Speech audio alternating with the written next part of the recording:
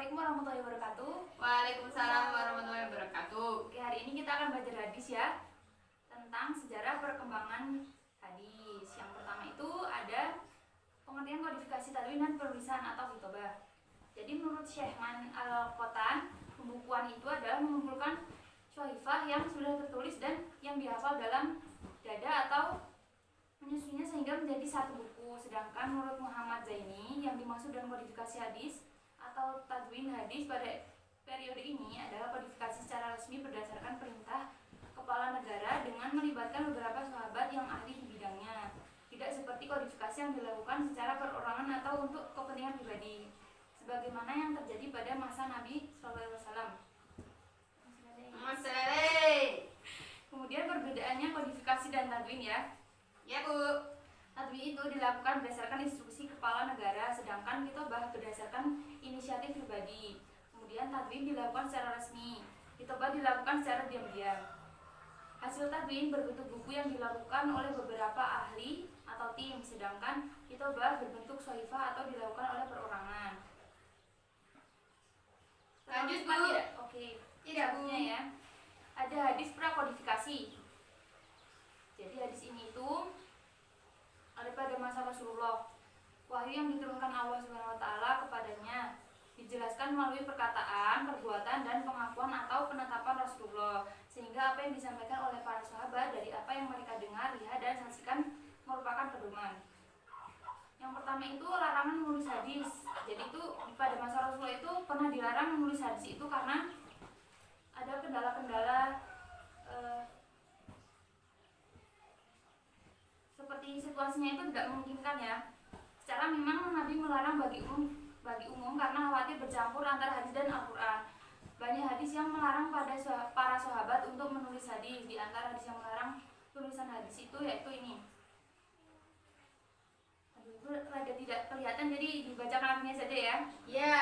Diriwayatkan dari Abu Sa'id Al-Khudri bahwa Rasulullah bersabda, "Janganlah engkau menulis hadis dariku. Barang siapa menulis dariku selain Al-Quran maka hapuslah." Nah, itu waktu masih dilarang menulis hadis. Kemudian maksudnya itu yang sudah dibolehkan menulis hadis pada masa Rasulullah. Jadi diriwayatkan oleh Abdullah bin Umar. Dia berkata, "Aku pernah menulis segala sesuatu yang kudengar dari Rasulullah. Aku ingin menjaga dan menghafalkannya. Tetapi orang Quraisy melarangku melakukannya. Mereka berkata, 'Kamu tidak menulis hadis,' padahal Rasulullah bersabda dalam keadaan marah dan senang. Kemudian aku menahan diri untuk tidak menulis hadis, hingga aku ceritakan kejadian itu kepada Rasulullah. Kemudian dari sabdanya itu diartikan seperti ini, 'Tulislah, maka demi zat yang aku berada dalam kekuasaannya, tidaklah keluar dariku kecuali kebenaran.'"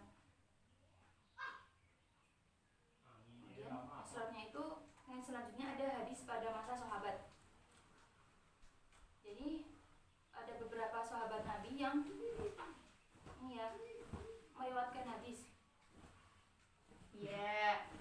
Beberapa sahabat itu seperti Abu Bakar As-Siddiq, kemudian Umar bin Khattab, Utsman bin Affan, dan Ali bin Abi Thalib ya. Nah, keempat khalifah ini dalam sejarah dikenal dengan sebutan Al-Khulafa Ar-Rasyidin, dan periodenya biasa disebut juga dengan zaman sahabat besar. Kemudian ini sejarah hadis pada masa kodifikasi. Jadi latar belakangnya itu dulu itu tidak ada larangan membuka, sedangkan Al-Quran telah dihafal ribuan orang dan telah dikumpulkan dan dibukukan pada masa Utsman, dan khawatir akan hilangnya hadis karena ingatan kuat yang menjadi kelebihan orang Arab semakin melemah. Juga munculnya pemalsuan hadis akibat perselisihan politik dan mazhab setelah terjadi fitnah dan terpecahnya kaum muslimin menjadi pengikut Ali dan pengikut Muawiyah dan Khawarij yang keluar dari keduanya. Kemudian yang kedua itu upaya dan hasil yang dicapai. Yang mula-mula mengumpulkan hadis yang hanya mengenai suatu sebab saja ialah Asy-Syabi. Beliau telah mengumpulkan hadis-hadis yang mengenai tolak. Beliau adalah seseorang imam yang terkemuka dalam permulaan abad kedua Hijrah, dan mereka menyusun itu secara musnad. Nah, yang terakhir ya, perkembangan usaha pembukuan hadis selanjutnya. Jadi dalam abad ketiga Hijrah ini memuncaklah usaha pembukuan hadis sesuai kitab-kitab Ibnu Jurayj. Muwatta Malik tersebar dalam masyarakat serta disambut dengan gembira. Hiduplah kemauan menghafal hadis, mengumpulkan dan membukukannya. Dan mulailah ahli-ahli ilmu berpindah dari suatu tempat ke tempat lain, dari sebuah negeri ke negeri lain untuk mencari hadis. Hal ini kian hari kian tambah maju. Ya, sampai hari ini.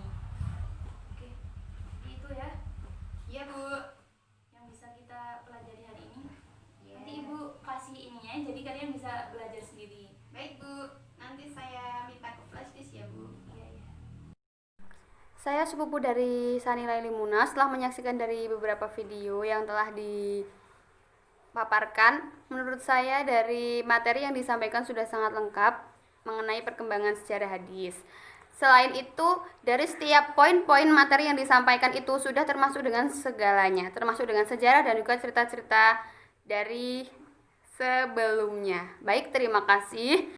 Baik, pesan dari saya semoga besok presentasi selanjutnya lebih baik lagi dan lebih maksimal. Oke, terima kasih.